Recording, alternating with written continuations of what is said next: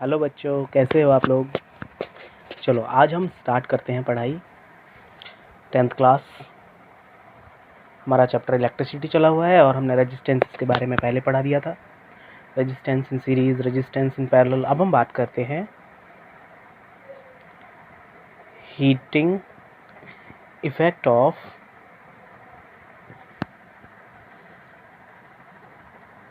Electric current.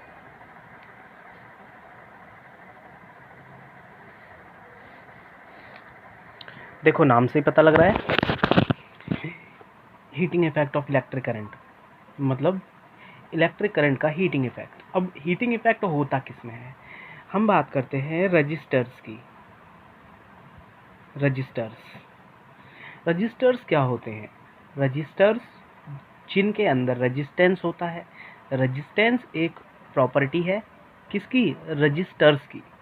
अच्छा, resistance की वजह से क्या होता है? करंट में रुकावट पैदा होती है और जिसकी वजह से हमारी डिवाइस गर्म हो जाती है। होता क्या है, जब इलेक्ट्रिक करंट होता है वो इलेक्ट्रॉन्स की वजह से फ्लो होता है। अब इलेक्ट्रॉन्स की वजह से फ्लो होता है मतलब इलेक्ट्रॉन एक जगह से दूसरी जगह जाते हैं, और जब इलेक्ट्रॉन्स जा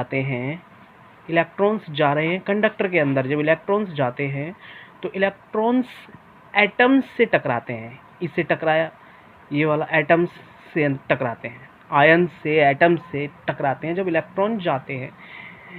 इस टकराने की वजह से, यानी कि इस कोलिजन की वजह से अब दो चीज़ें आपस में टकराएंगी। टकराने की वजह से हीट पैदा होती है।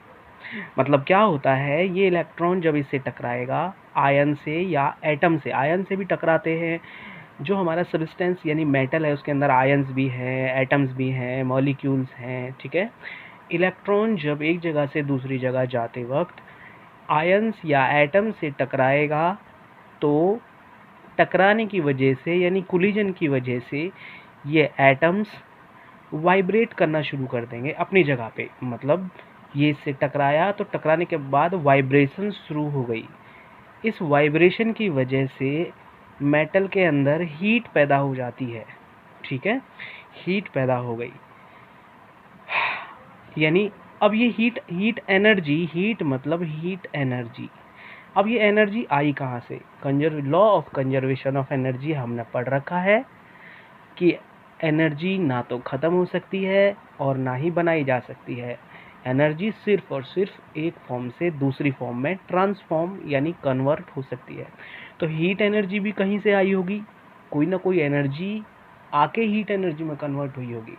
और कंडक्टर के अंदर हमारी कौन सी एनर्जी है? इलेक्ट्रिक एनर्जी है। यानी कि जो हीट हमारी डिवाइस जो हीट हुई है, जैसे हमारा प्रेस गर्म हो जाती है, गीज़र है और हीटर है, इलेक्ट्रिक हीटर, ये सभी हीट पैदा करते हैं। तो हीट एनर्जी कहाँ से आई? इलेक्ट्रिक एनर्जी कन्वर्ट हुई है। इलेक्ट्रिक एनर्जी कन्वर्ट हुई है किस में? हीट एनर्जी में। समझ आया बच्चों? अच्छा, अब रजिस्टर्स वो होते हैं जिनके अंदर रेजिस्टेंस होता है, और रेजिस्टेंस का काम क्या है? करंट के लिए रुकावट पैदा करना। और रेजिस्टेंस का काम है इलेक्ट्रिक एनर्जी को हीट एनर्जी में कन्वर्ट करना, ठीक। जितना रेजिस्टेंस ज़्यादा होगा किसी डिवाइस का, समझ लो इलेक्ट्रॉन उतनी तेज़ी से उसके अंदर उतने ज़्यादा और जल्दी टकरा रहे हैं। आपको ये नहीं पढ़ना है, ये तो मैंने अंदर की बात बताई है। आपको बस इतना ध्यान रखना है कि जब हम इलेक्ट्रिक करंट फ्लो कराते हैं तो रजिस्टर्स में, यानी जिनका रेजिस्टेंस ज़्यादा है, जिन कंडक्टर का रेजिस्टेंस ज़्यादा है, उनमें ज़्यादा हीट पैदा होगी। और हीट पैदा होगी मतलब हीट एनर्जी ज़्यादा बनेगी। हीट एनर्जी ज़्यादा बनेगी तो समझ लो इलेक्ट्रिक एनर्जी उतनी ज़्यादा खर्च होगी, यानी इलेक्ट्रिक एनर्जी उतनी ज़्यादा कन्वर्ट होगी हीट में, ठीक है। तो यही है, इलेक्ट्रिक करंट फ्लो होने से हीटिंग इफेक्ट आ जाता है। इलेक्ट्रिक करंट के फ्लो होने से हीटिंग इफेक्ट आ जाता है, यही heating effect of electric current है, ठीक है। अब हम इसे लिखेंगे कैसे?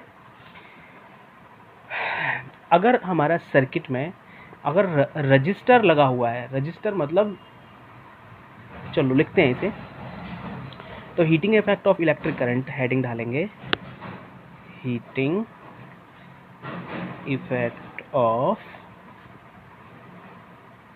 इलेक्ट्रिक करंट क्या है? If resistance is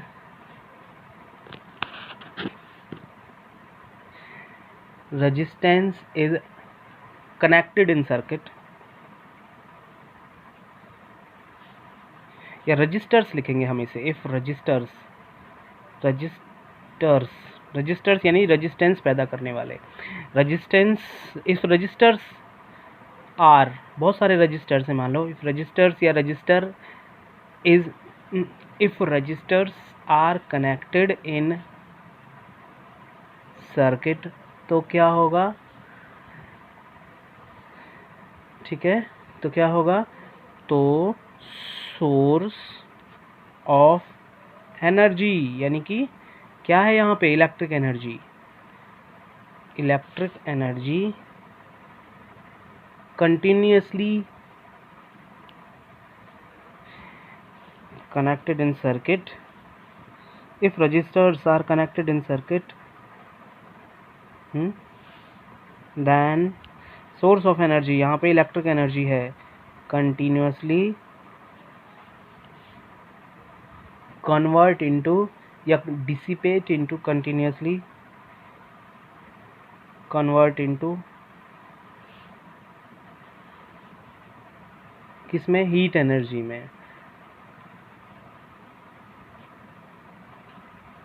heat energy. ठीक है बच्चों, this is heating effect of electric current.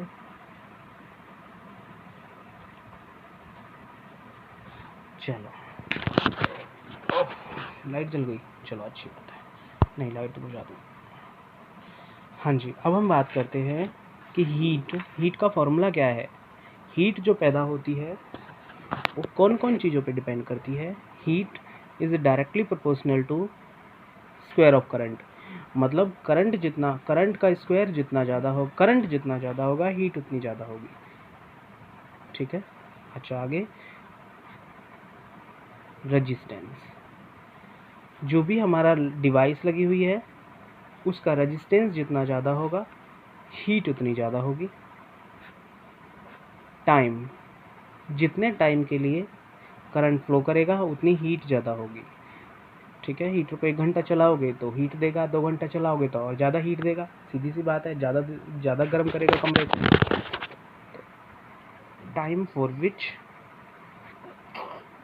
Electric current flow.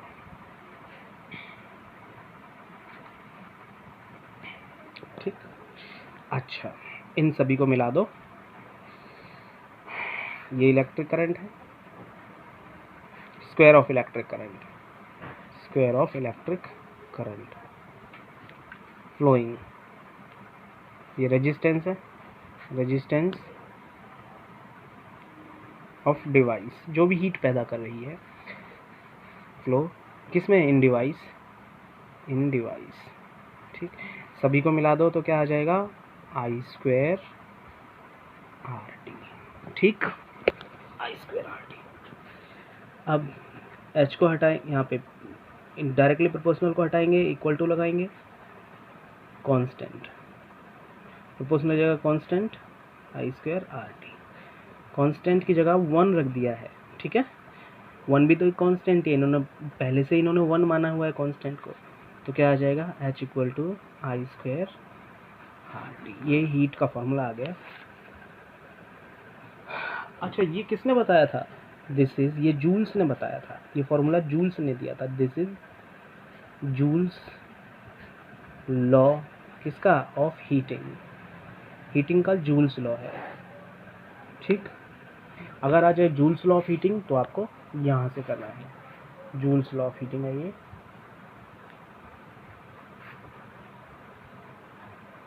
ठीक, Joule's law of heating, heat generated is equal to I² RT। Depend करती है किस किस पे हीट, किस किस पे डिपेंड करती है बच्चों? स्क्वायर ऑफ करंट, करंट के स्क्वायर पे, और सर्किट में जो रेजिस्टेंस है उसका रेजिस्टेंस पे, रेजिस्टेंस कम है कि ज़्यादा, ज़्यादा होगा, रेजिस्टेंस करंट जितना ज़्यादा होगा हीट उतनी ज़्यादा होगी, रेजिस्टेंस जितना ज़्यादा होगा हीट उतनी ज़्यादा होगी, जितने टाइम के लिए टाइम है, जितने टाइम के लिए करंट फ्लो कर रहा है हीट उतनी ज़्यादा पैदा करेगा। ठीक, अच्छा बस अब हम इसको कन्वर्ट कर सकते हैं। ये हीट का फॉर्मूला है, देखो आई स्क्वायर आर टी। ठीक, अब हम इसको ऐसे लिख सकते हैं, आई स्क्वायर मतलब I into R into T, T time है। अब ये किसका फॉर्मूला बन गया भाई? ये तो हमें पता है v equal to I R होता है। इसमें आई आर की जगह v रख सकते हैं, यानी हीट का एक और फॉर्मूला निकल के आ गया, क्या? आई इंटू वी इंटू टी, यानी वी आई टी। इसको अगर तरीके से लिखें तो वी आई टी, ये भी हीट का फॉर्मूला होता है। ठीक है बच्चों, अच्छा और क्या हो सकता है? Heat equal to I square R T. अब हमें पता है भाई v इक्वल टू क्या होता है? I R.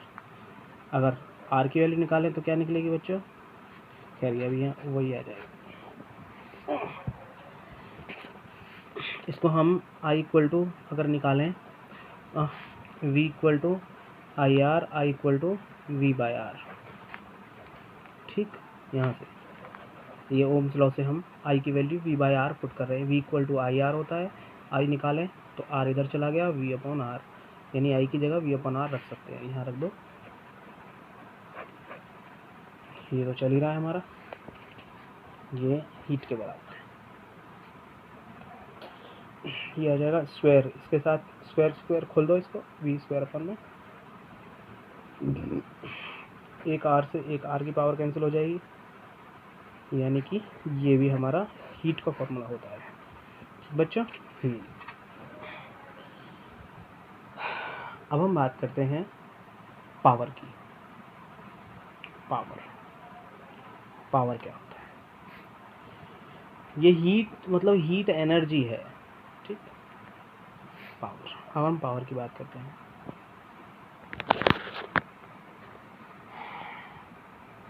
पावर क्या होता है बच्चों? जनरल सा फॉर्मूला है, पढ़ा होगा आपने छोटी क्लास में, एनर्जी अपॉन टाइम। ठीक, अगर हमारा रेजिस्टेंस लगा हुआ है सर्किट में, मतलब रजिस्टर लगा हुआ है, उसके अंदर रेजिस्टेंस है, तो इलेक्ट्रिक एनर्जी किस में कन्वर्ट हो रही है? हीट एनर्जी में कन्वर्ट हो रही है, यानी कि एनर्जी या हीट एनर्जी। भैया एनर्जी तो बराबर है ना, और ये नीचे टाइम। अब हीट एनर्जी का फॉर्मूला क्या था? आई स्क्वायर आर टी, और नीचे टी। यानी पावर का क्या फॉर्मूला है? इलेक्ट्रिक पावर है ये, इलेक्ट्रिक पावर। ये इलेक्ट्रिक पावर का फॉर्मूला निकल के आ गया। ठीक, अब इसको भी वही आई स्क्वायर को आई इंटू आई लिख सकते हैं, आर चला हुआ है, और ये किसके इक्वल है भाई? V equal to I R होता है ना, तो आई आर की जगह क्या रख सकते हैं? वी रख सकते हैं, तो रख दो, यानी कि पावर की क्या वैल्यू आई? तरीके से लिखेंगे तो पावर इक्वल टू वी आई। ठीक, तो ये पावर का फॉर्मूला। अब बात करते हैं कि पावर होती क्या है। पावर होती है, पावर होती क्या है? पावर एक्चुअल में क्या होती है? पावर होती है हमारी energy consume per unit time. मतलब क्या है इसका? ये सबसे इंपॉर्टेंट है, जो अच्छे को नहीं पता। कोई भी चीज हमारी पर यूनिट टाइम, मतलब पर सेकंड या पर आवर कितनी एनर्जी खर्च करता है। जैसे अच्छा, हम यूनिट की बात कर लेते हैं, इसकी यूनिट की, पावर की यूनिट क्या होगी? पावर की यूनिट एक तो यहाँ से भी निकाल सकते हैं। इसकी यूनिट क्या होगी? वोल्ट, और इसकी यूनिट क्या होगी करंट की? एम्पियर। यूनिट मतलब ऐसा यूनिट। ठीक है, पावर की एक और यूनिट भी होती है, कौन सी? Unit of power. पावर को और किस में नापते हैं? वॉट में नापते हैं। किस में? वॉट में। जैसे लंबाई को मीटर में, ऐसे ही पावर को वॉट में नापते हैं। ठीक बच्चे,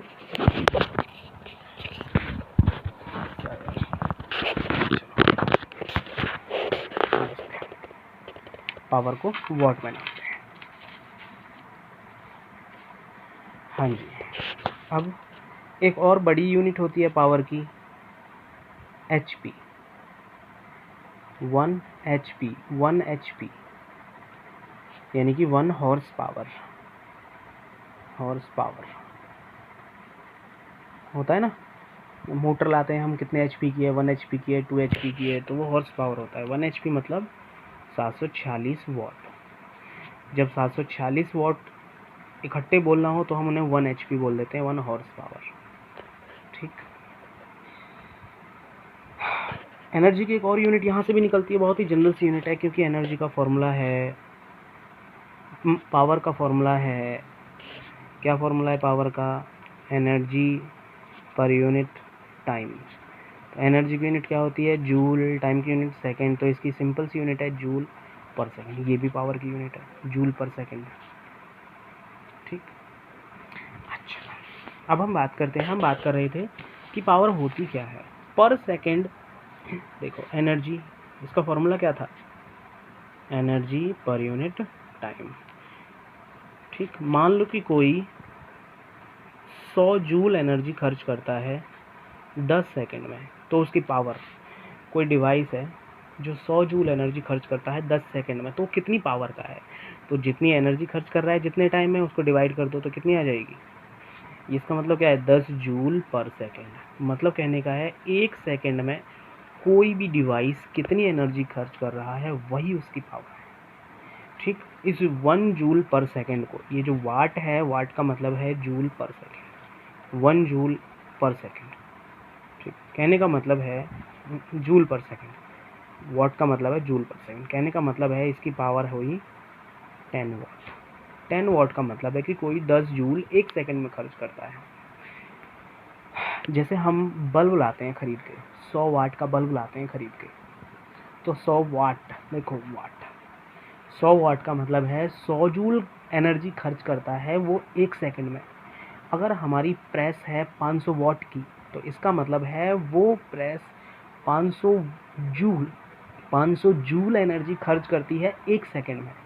अगर हमारे घर में पंखा लगा हुआ है 200 वाट का, तो इसका मतलब है कि वो 200 जूल एनर्जी खर्च करता है एक सेकंड में। अब सोच लो कि एक घंटे में कितनी खर्च करता होगा। हमारे घर में फ्रिज लगा हुआ है 1000 वाट का, तो इसका मतलब 1000 जूल एनर्जी खर्च करता है एक सेकंड में।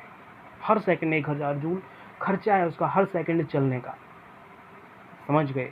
जैसे हर सेकंड में हम, कोई आदमी मान लो कि हर सेकंड में 2 बार सांस लेता है, तो एक घंटे में कितनी बार सांस लेगा। ऐसे ही हर सेकंड में उसका खर्चा है, वही पावर है किसी भी डिवाइस की। आदमी की भी पावर होती है कि वो एक सेकंड में कितनी एनर्जी खर्च करता है किसी काम को करने में, वो उसकी पावर हुई। जो जितना ताकतवर होगा वो उतना ज़्यादा काम करेगा एक सेकंड में। तो ये सब पावर है। ठीक है बच्चों, आई होप समझ गए होंगे। एनर्जी पर यूनिट टाइम या एनर्जी पर सेकंड। अब पावर, चलो अब एनर्जी की बात कर लेते हैं दोबारा से। हम यहाँ थे ना, कहाँ है एनर्जी, ये एनर्जी, ये हीट है हमारी, ये हीट है, हीट की बात करें। अब एनर्जी की बात करें तो हम, एनर्जी की यूनिट कौन कौन सी, एनर्जी की सिंपल एक ही यूनिट है, जूल। जूल एनर्जी की यूनिट है। ठीक बच्चों, पावर की यूनिट वॉट है। और हाँ जी, अब हम बात करते हैं कि 1 वॉट, क्वेश्चन आ सकता है, डिफाइन 1 वॉट। 1 वॉट क्या होता है भाई, पावर का फॉर्मूला क्या है, VI। देखो अभी अभी निकाला हमने यहाँ पे VI। ठीक, तो पावर की डिफाइन 1 वॉट। 1 वॉट को कैसे डिफाइन करेंगे, अगर ये भी 1 हो जाए, ये भी 1 हो जाए, तो पावर 1 आएगा। 1 मतलब 1 वॉट आएगा, पावर की यूनिट पावर के साथ। अब 1, V की वैल्यू 1, 1 मतलब 1 वोल्ट, 1 मतलब 1 वोल्ट। और I का मतलब 1, I1 का मतलब क्या है, I1 ये तो है 1 वोल्ट। देखो V1 का मतलब है 1 वोल्ट पोटेंशियल डिफरेंस, I1 का मतलब है 1 एम्पियर। ठीक, तो 1 वोल्ट गुणा 1 एम्पियर बराबर 1 वॉट। तभी तो 1 आएगा। ये भी 1, ये भी 1, ये भी 1 मतलब 1 वोल्ट, ये भी 1 मतलब 1 एम्पियर, तो आएगा 1 यानी कि 1 वाट, तब पावर आएगी 1 वाट। तो कैसे लिखेंगे इसे? If in any circuit, in any electric circuit, if 1 volt या 1 volt 1 volt 1 1 1 if in any circuit 1 volt potential difference is applied, due to it 1 ampere. So दोबारा से लिखते हैं, ठीक, जगह की शॉर्टेज। यहाँ पे हम पावर की बात कर रहे थे, पावर आया था हमारा 1 वोल्ट इंटू 1 एम्पियर, मतलब तो आएगी 1 वाट, मतलब 1 volt. If 1 volt of potential difference applied,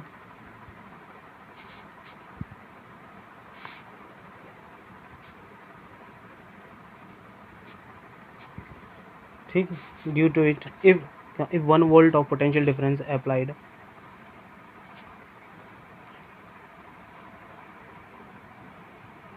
due to it if 1 ampere current is flowing, current flows in circuit, then its power is 1 watt। ये हो गया हमारा, मतलब 1 वोल्ट का पोटेंशियल डिफरेंस आप अप्लाई कर दो किसी डिवाइस के अक्रॉस या किसी सर्किट के अक्रॉस, अगर उसमें 1 एम्पियर करंट फ्लो हो जाता है तो समझ लो उस सर्किट या उस डिवाइस की पावर 1 वाट है, ठीक। अब हम कुछ बड़ी यूनिट भी होती है, खैर अब हम बात करते हैं, चलो देखिए बहुत अच्छी बात है आगे। अब हम बात करते हैं एनर्जी की, बात कर लेते हैं भाई। पावर का फॉर्मूला अभी अभी क्या निकला था, एनर्जी पर यूनिट टाइम। अब यहाँ से एनर्जी की यूनिट भी, एनर्जी की वैल्यू भी निकाल सकते हैं, तो इधर इसको मल्टीप्लाई करना पड़ेगा, यानी एनर्जी बराबर पावर इनटू टाइम, ठीक। पावर की यूनिट क्या थी, वॉट, टाइम की यूनिट सेकंड, ठीक। तो वॉट इनटू सेकंड, ये एनर्जी का फॉर्मूला है, पावर इनटू टाइम। देखो ये भी आ सकता है एनर्जी का फॉर्मूला पावर की टर्म में, एनर्जी बराबर पावर इनटू टाइम, पावर और आवर एनर्जी अपॉन टाइम, ठीक। एनर्जी की यूनिट वॉट, पावर की यूनिट वॉट होती है, टाइम की यूनिट सेकंड होती है, what second, what into second, ये एनर्जी की यूनिट हो गई। एनर्जी की बड़ी यूनिट भी होती है एक, अगर ये अभी इसकी जगह ये भी बड़ा हो जाए, ये भी बड़ा हो जाए, ये वॉट है, अगर इसकी जगह किलो वॉट हो जाए, किलो वॉट मतलब 1000 वॉट, और इसका बड़ा सेकंड का बड़ा क्या होगा, यानी कि 1 घंटा हो जाए, ठीक। अगर 1 घंटा, टाइम 1 घंटा हो जाए, और पावर अगर 1000 वॉट हो जाए, 1000 वॉट को हम कैसे लिख सकते हैं, 1 किलो वॉट, और एनर्जी 1 आवर, तो ये बड़ी यूनिट हो गई 1 kWh, 1 किलो वॉट आवर, या इसको और एक और नाम भी है इसका 1 यूनिट। घर में होता है ना मीटर, इलेक्ट्रिक मीटर लगा होता है, वही इस महीने हमारी 300 यूनिट आई हैं, तो इसका मतलब 300 किलो वॉट आवर, इसका मतलब ये है 1 किलो वॉट आवर का मतलब है 1000 वॉट गुणा आर, मतलब 60 गुणा 60 सेकेंड। खैर मैं बस आपको ये बता रहा था कि 1 किलो वॉट आवर किसकी यूनिट है, एनर्जी की यूनिट है। किसकी यूनिट है, एनर्जी की। कैसे, क्योंकि इसमें ये किलो वॉट, किलो तो एक नंबर हो गया, वॉट हो गई पावर, और आर हो गया टाइम। पावर इनटू टाइम किसका फॉर्मूला था, एनर्जी का, यानी कि एनर्जी की unit, kilowatt hour energy की यूनिट है, ठीक। अच्छा, यानी कि 1 किलो वाट आर, इसको हम लिख सकते हैं 1000, ये तो किलो की जगह आ गया, वॉट, और आर का मतलब क्या है 60 सेकंड गुणा 60 सेकंड, ठीक। ये वॉट और इधर सेकंड आ गया, क्योंकि हमने 60 गुणा 60 सेकंड, आर को हमने सेकंड में कन्वर्ट कर दिया। तो ये कितना आया, यह है हमारा 1000 गुणा ये 3600, 60 गुणा 60, ये वॉट चला हुआ है 3600 सेकेंड, 3600 और 1000, ये आ गया 3600 3 जीरो ये हैं, 1 2 3 वॉट और सेकंड। इसको हम कैसे लिख सकते हैं? तो 13.6 इंटू 10⁻⁶ वॉट सेकंड। अब देखो वॉट सेकंड को हम और क्या लिख सकते थे? ये देखो कहाँ गया, ये देखो वॉट कहाँ गया, चलो कोई बात नहीं। हाँ, ये वॉट सेकंड किसकी यूनिट थी? एनर्जी की। वॉट सेकंड एनर्जी की एक और यूनिट होती है, क्या होती है? जूल। कहने का मतलब 1 वॉट इंटू सेकेंड की जगह हम जूल भी रख सकते हैं। तो कहने का मतलब ये है, इसकी जगह हम जूल भी रख सकते हैं। तो यानी कि ये आ गया 1 किलो वॉट आवर में लिख सकते हैं हम 3.6 इंटू 10⁻⁶ जूल। ठीक। अब देखो मैं फिर से एक बार रिमाइंड करा रहा हूँ बच्चे, मैंने क्या पढ़ाया? मैंने पढ़ाया है heating effect of electric current के बारे में। मैंने आपको बताया है कहाँ गया ऊपर से, मैंने आपको बताया है कि रजिस्टर्स में रेजिस्टेंस होता है और रेजिस्टेंस चीज़ों को गर्म करता है, यानी इलेक्ट्रिक एनर्जी को हीट एनर्जी में कन्वर्ट करता है। अब heating effect of electric current की बात करें हम, अगर रेजिस्टेंस हमारा सर्किट में लगा हुआ है तो सोर्स ऑफ एनर्जी जो इलेक्ट्रिक एनर्जी है वो कंटिन्यूसली हीट एनर्जी में कन्वर्ट होती रहेगी। यही heating effect of electric current है। ठीक। और मैंने क्या बताया है आपको? मैंने बताया है, अब बताया मैंने जूल्स लॉ ऑफ हीटिंग के बारे में। जूल्स ने बताया था कि हीट जो प्रोड्यूस होती है हमारी रेजिस्टेंस के अंदर या रजिस्टर्स के अंदर, वो किस किस चीज़ों को डायरेक्टली प्रोपोर्शनल है, किन चीज़ों पे डिपेंड करती है स्क्वायर ऑफ करंट पे, डिपेंड करती है रेजिस्टेंस पे, मतलब रजिस्टर का जो रेजिस्टेंस है वो कम है कि ज़्यादा, डिपेंड करती है टाइम पे। जितने ज़्यादा टाइम के लिए करंट फ्लो होगा उतनी ज़्यादा हीट पैदा करेगा। तो इसको सभी को मिला देंगे तो क्या आ जाएगा? H directly proportional to I² RT। H equal to constant, proportional time constant लगेगा, I² RT कॉन्स्टेंट की जगह 1 आ गया बच्चों। तो ये फॉर्मूला बन गया H equal to I² RT। ये है जूल्स लॉ ऑफ हीटिंग। ठीक है। अब इसको हम इसके अलग अलग फॉर्म्स हैं इस H की। I² RT है, अब हम I² को I इंटू आई करके लिख सकते हैं, R इंटू टी चला हुआ है, IR की जगह हमने V लिख दिया तो हीट का फॉर्मूला आया VIT। अब हम बात करते हैं, अब ऐसे ही फिर से I² RT लिखा हमने, I की जगह हमने V/R लिखा क्योंकि V इक्वल टू IR होता है, तो I की वैल्यू लिखेंगे V/R लिख देंगे, स्क्वायर ओपन करेंगे तो ये V²/R² आ जाएगा, R से R कैंसिल, तो हीट का एक और फॉर्मूला निकल के आ गया V²R/T, V²R इंटू T/R, या ऐसे करके बोल दो इसको। एनर्जी की यूनिट जूल होती है। पावर की बात करें तो हम पावर होती है हमारी energy per unit time. Energy यानी कि अगर हीट एनर्जी, अगर हमारा सर्किट रेजिस्टेंस वाला है तो heat energy upon time, heat का फॉर्मूला रख दिया I² RT/T, टी से टी कट गया तो पावर, इलेक्ट्रिक पावर का फॉर्मूला आ गया I² R। अब I² को हमने I इंटू आई और R लिख दिया, IR V होता है यानी कि VI, पावर का फॉर्मूला आ गया VI। अब पावर की यूनिट होती है वोल्ट, यहाँ भी लिख सकते हैं हम वोल्ट इंटू एम्पियर, ये भी यूनिट हो सकती है।